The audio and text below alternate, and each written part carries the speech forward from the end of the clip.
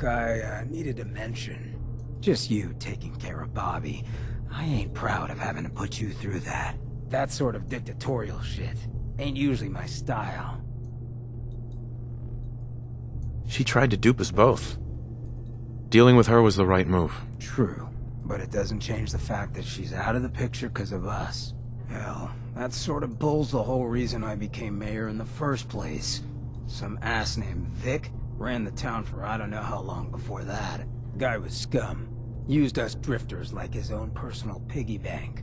He had this goon squad he'd use to keep people in line. Every so often he'd let them off the leash, go blow off some steam on the populace at large. Folks with homes could lock their doors, but us drifters, we got it bad. There was one night, some drifter said something to them. They cracked him open like a can of cram on the pavement. And we all just stood there, did nothing. You can't blame yourself. Sounds like you were outmatched. Probably would have killed you too. You're right, but it was still spineless.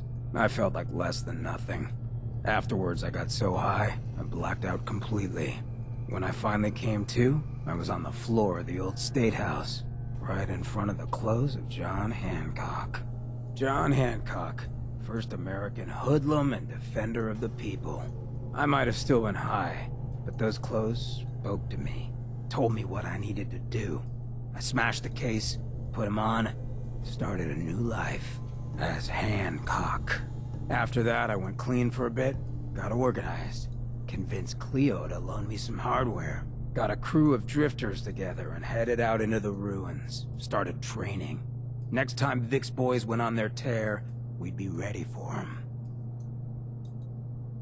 Why not try and reason with Vic instead of creating a militia? Hey, if I thought for a second that would work, I would have tried. Or at least, thought about trying. So, the night of, we all got loaded. Let Vic's boys get good and hammered, and burst from the windows and rooftops where we'd been hiding. They never even saw it coming. We didn't have to fire a shot. We didn't have to, but we sure fucking did. It was a massacre. Once we'd mopped up, we strolled right into Vic's quarters in the State House, wrapped a rope around his neck, and threw him off the balcony. And there I am, gun in hand, draped in Hancock's duds, looking at all the people of Goodneighbor assembled below. I had to say something. That first time I said them, they didn't even feel like my words. Of the people, for the people, was my inaugural address. Became Mayor Hancock of Goodneighbor that day. And from then on, I vowed I'd never stand by and watch. Ever again. And you're never gonna have to. We'll take care of the Commonwealth together. Good. I just hope you get where I was coming from. I ain't out to bring harm to anyone that didn't earn it. Though I'm getting the distinct idea you got the same plan. Well, you probably heard enough of me running my mouth for one day. Wanna get moving?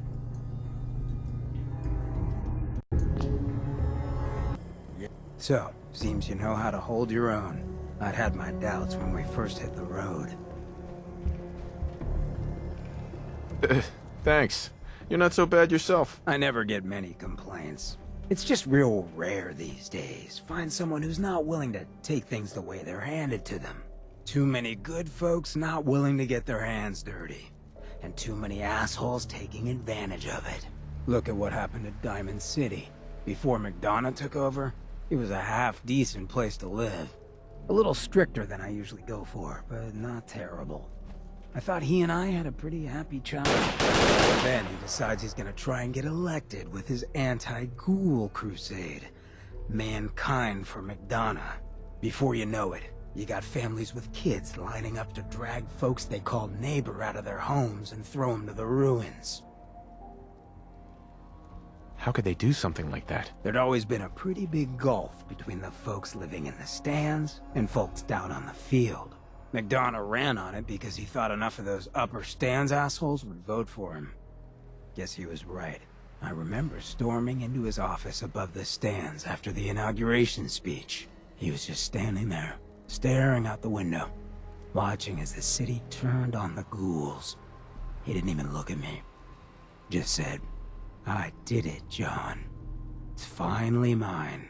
Should have killed him right there, but I don't think it would have changed anything. Instead, I pleaded with him, begged him to call it off. He said he couldn't. He had nothing against the ghouls. He was just carrying out the will of the people. And he couldn't betray the voters. And then he smiled. That hideous fucking mile-long smile. He never smiled like that when we were kids. I didn't even recognize him.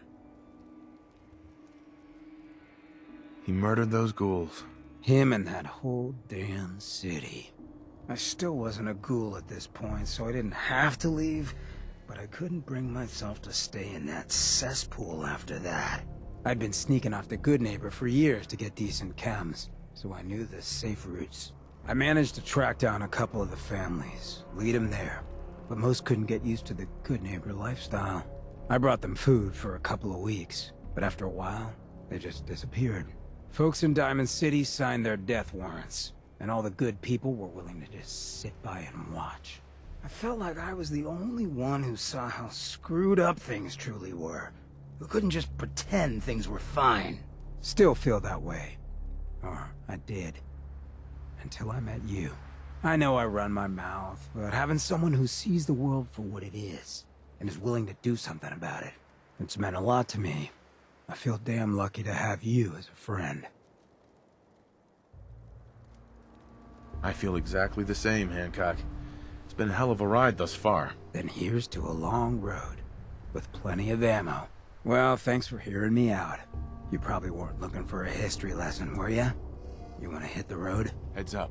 Yeah? Hey, when you got time, I got something I still need you to hear. Sure, go ahead. Yeah, thanks, I appreciate it. It's just, being out here with you, it's made me realize, most of my life to this point, I've been running out on the good things I got. I skipped out on my family, my life in Diamond City, took up with you just to get out of Good Neighbor. Hell, running from myself was what made me into a damn ghoul. But being here with you for the first time in my life, things have just felt right. And running is the furthest thing from my mind.